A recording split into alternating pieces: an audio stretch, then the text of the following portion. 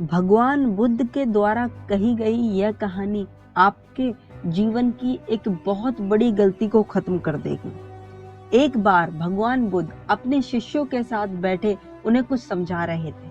इतने ही वहां पर राजा अजातशत्रु आ पहुंचते हैं और उनसे कहते हैं कि हे प्रभु, जब से मैं आपका अनुयायी बना हूं तब से सभी लोग मेरे सीधेपन का गलत फायदा उठा रहे हैं।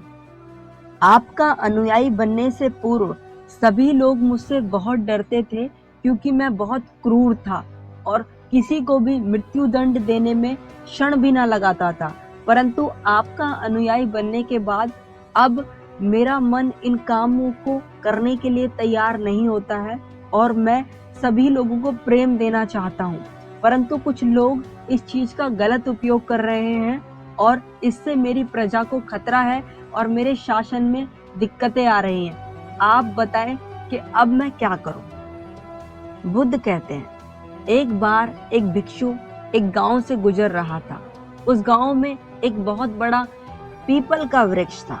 भिक्षु सोचता है कि बहुत देर चलते चलते हो गई, अब कुछ देर आराम करता हूँ। भिक्षु उस पेड़ के नीचे आराम करने के लिए जाने को ही होता है कि कुछ लोग उसे रोक देते हैं।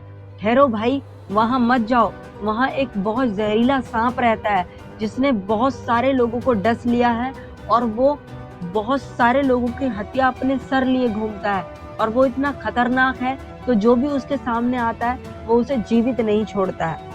भिक्षु मुस्कुराता है और कहता है कि एक दिन तो सबको ही मरना है, तो अगर मुझे आज मरना होगा तो इसमें कौन सी बड़ी बात है। आप मेरी चिंता ना करें और मुझे आज्ञा दें। और भिक्षु वहां से चल देता है और पेड़ के नीचे पहुंच जाता है और वहां पर जाकर अपना आसन बिछा बैठ जाता है। कुछ ही क्षण में सर्प उसके सामने आ जाता है और उससे कहता है, हे व्यक्ति, क्या तुम्हें मुझसे भय नहीं लगता? क्या तुम्हें पता नहीं ये मेरा इलाका है और यहाँ पर आने की किसी की हिम्मत नहीं होती? भिक्षु उससे बड़े ही प्रेम पूर्वक कहता है कि हे भाई, इसमें भय वाली कौन सी बात है? तुम जो भी करते हो वो इसीलिए तो करते हो कि तुम्हें भयभीत तुम हो कि कोई तुम्हें मार ना दे, इसलिए तुम दूसरों को डसते हो। मुझे किसी बात का भय नहीं, ना मुझे मृत्यु का भय है और ना ही मुझे जीवन की लालसा।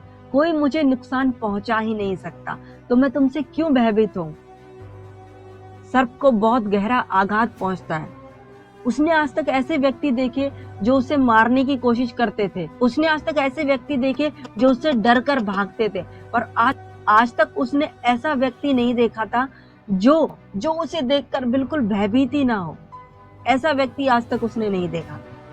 इतना सुन सर्प उनके चरणों में लेट जाता है और उनसे कहता है, हे प्रभु, आज तक मैंने जो भी किया सिर्फ अपनी जान बचाने के लिए किया, क्योंकि अगर मैं इस तरह का रूप धारण नहीं करता तो लोग मुझे जीवित नहीं छोड़ते।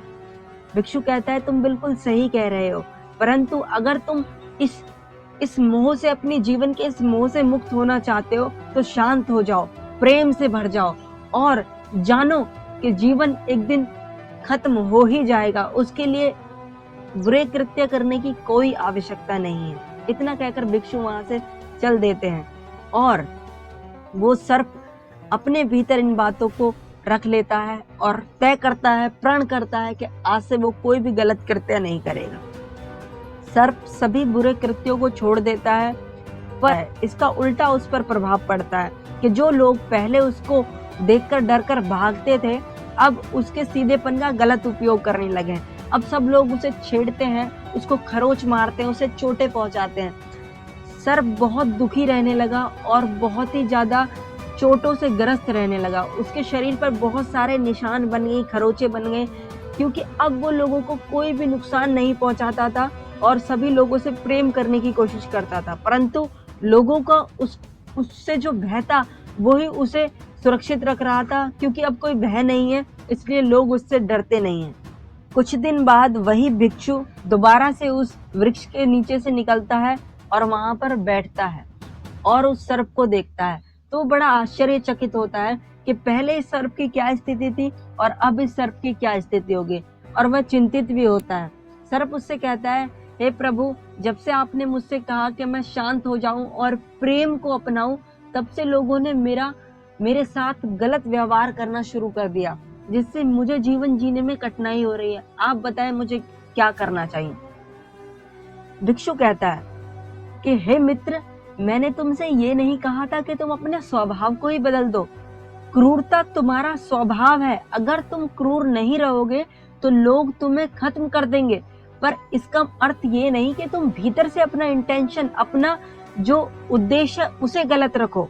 आपको भीतर से अपने आप को सही रखना है। बाहर से आपको वो दिखाना होगा जो जरूरी है, क्योंकि सर्प एक जहरीला जीव है, इसलिए लोगों के मन में उसके लिए भय होना आवश्यक है। अगर लोगों के मन में तुम्हारे लिए भय नहीं होगा तो लोग तुम्हें हानि ही पहुंचाएंगे।